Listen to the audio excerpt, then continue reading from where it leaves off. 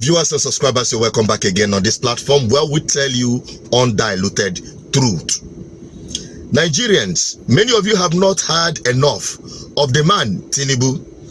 This very short documentary will tell you how much of a man Jagaban of Lagos is truly. And for a start, listen to Bode George. The real enemy is the man who stole the city hall. The enemy is the refugee upstart who seized the local government secretariat at Glover Road in Ikoyi. Our collective enemy is the greedy man who bought the old nurse's house at Falomo, the Falomo shopping complex, the Lagos State Polytechnic property at Ojota, the stretches of acres at Lekki, the old Strabag yard in Alausa, the innumerable beachfront properties long owned by the people of Lagos State, the billion naira Queen's Drive mansion, the illegal Lekki toll gate, the First Nation airline, the strings of media conglomerates, the Vault and Garden cemetery, even the cemetery, the vast estates on the shores of Oniru Beach, the endless choice of hotels and high rises, the shopping mall in Ikeja and Lekki, and many great assets of our people. This Iraqi man are stolen with manic desperation. This is the real enemy we must chase back to Iraqi. With all this crazy and bewildering acquisition, it is obvious that this Iraqi upstart suffers from a disease called affluenza. It is an incurable malady which makes the pathetic sufferer to pursue a blind, greedy, desperate, and infectious craving for acquisition after acquisition. Here, the demented sufferer can never stop the craving for unnecessary endless accumulation of wealth. He does not know what is enough. Here, wealth is glorified in the place of the Almighty God. This is the dreadful disease Amoda Gundele, Shogodele, alias Tinubu is suffering from. Let the good people, the real Omoluabis, work with our genuine God-fearing leaders for our total victory in the Southwest. Let us remove and dismantle the greedy contraption of Bola Tinubu from Lagos and the whole of the Southwest before the madness of Iraqi man corrupts the whole nation. Good. Now, you've understood how he became the biggest landlord in Nigeria. Now, to other matters arising from the man's activity in governance. It won't be out of place to rename Lekki Peninsula the Bola Tinubu Peninsula. Indeed, the prime land legally acquired from the Lekki axis is enough to build the Lekki-Ekpe Road without burdening residents and other taxpayers with a 30-year concession toll road. One wonders why the EFCC appears compromised on matters concerning Tinubu.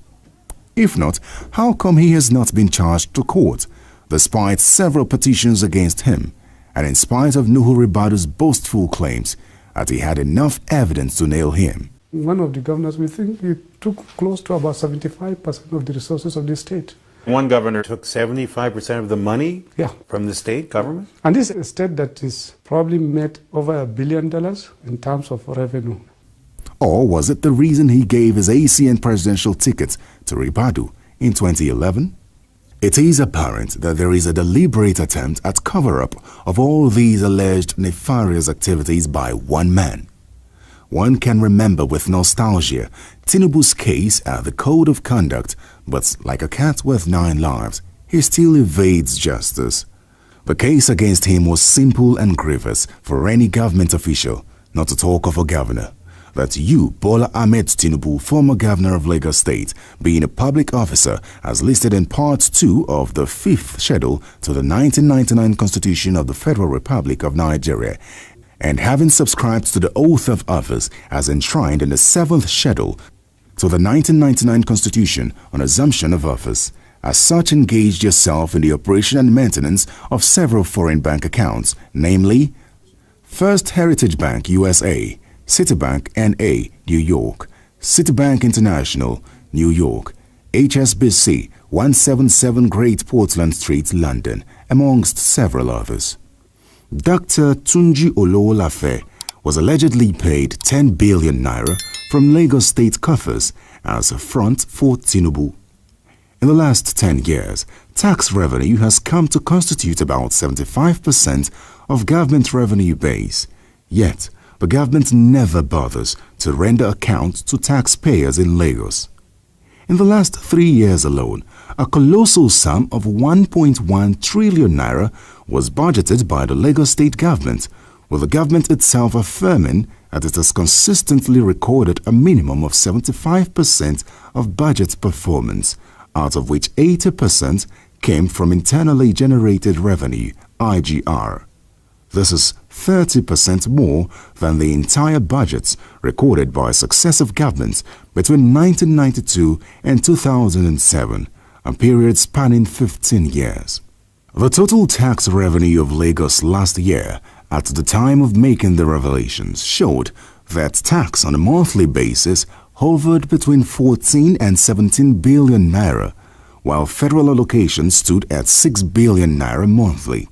This is more than the revenue of 7 states in Nigeria put together on a monthly basis. Lagosians, it's time to break from the stranglehold of one man.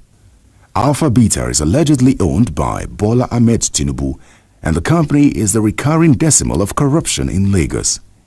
In the last 2 years, 36 billion naira has been paid out to Tinubu via Alpha Beta Consulting alone. 36 billion naira is a colossal amount of money to pay an individual firm over a 2-year period. A look at taxation in Lagos, which is charged at multiple points, will suffice and help us appreciate the maze of corruption that is perpetrated in Lagos by Tinubu and his cronies. In addition to federal taxes, the state government collects shops and kiosk rates, an approved open market levy, tenement rates, licensing fee for sale of liquor, slaughter slab license fee in abattoirs under local government control, marriage, birth and death registration fees, street naming registration fee, motor park levy including motorcycles and tricycles, parking fee on local government streets or roads as may be approved by the state government, domestic animal license fee excluding poultry farmers, license fees for bicycles, trucks, canoes, wheelbarrows and carts other than mechanically propelled trucks, radio and television license fee excluding radio and television in motor vehicles, transmitters and other communication equipment, public convenience, sewage and refuse disposal fees, cemetery and burial ground permit fee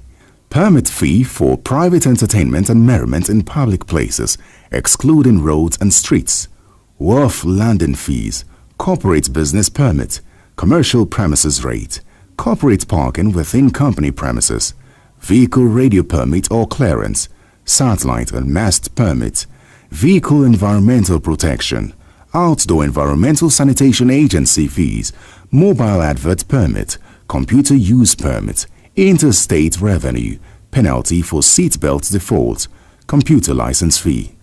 It is better imagined how much sleaze that goes on behind the scene. Sensing a cover-up, a Lagos resident, Dr. Ademola Dominic, petitioned the Lagos State government directly on the 24th of October 2012, asking for a disclosure of public accounts as pertain the tax consultancy fee the Lagos State government pays out monthly to a private company named Alpha Beta Consulting Limited, owned by Tinubu. Dr. Dominic, as a petitioner, invoked the Freedom of Information Act and demanded to know how the taxes, revenue, finances of the state accrue, are managed and disbursed in Lagos State, and to access and request to be made available to me by you all information, CTCs of files, records, contract agreements, documents in respect of the said contract agreement entered into between the government of Lagos State and the company Alpha Beta Consultant Limited, pursuant to Section 23, subsection 3M 05, 6, 7, 9 and 10 of the provisions of the Freedom of Information Act 2011 FOI. According to Dr. Dominic's petition for account, the government of Lagos State boasts of internally generated revenue of about 40 billion naira every month. translating into a commission of 6 billion naira being paid to Alpha Beta Consultant Limited also every month, which some I consider unfavorable and outrageous to me as a taxpayer and citizen of Lagos State. In public eyes, the offending company Alpha Beta Consultant Limited is putatively owned by Alhaji Bola Tinubu, who handpicked Babatunde Fashola in 2007 as the Action Congress governorship candidate in Lagos by riding roughshod over the party's constitution's requirement for a sensible primary election. Tinubu's godfatherism is more akin to that of unscrupulous mafia dons in Sicily. It is more of gangsterism. Tinubu's gangster godfatherism means candidates for public office of his political party are not elected by popular vote, but selected from Tinubu's bedroom in Badilion Road and then imposed on the party. They are then held under a tight leash by the Jagaban and are required to do his bidding on pain of being summarily replaced or impeached. BC Akonde, former chairman of Tinubu's legacy ACN party, declared unapologetically that democracy had no place in the internal arrangements of the ACN. Anyone that is not comfortable with that should go and contest in another political party, he said. APC, democracy or anti-democracy? Nothing has really changed in this stance beyond the fact that ACN has since metamorphosed into the APC. This documentary said it all. I can't say it better. Now it is left for you to advise yourself, because the next video will tell you more of who this man is and what Nigeria will expect if he eventually becomes president. Don't miss that video. Subscribe, like and share, and stay connected to this platform, and I bet you won't miss a thing. Bye bye.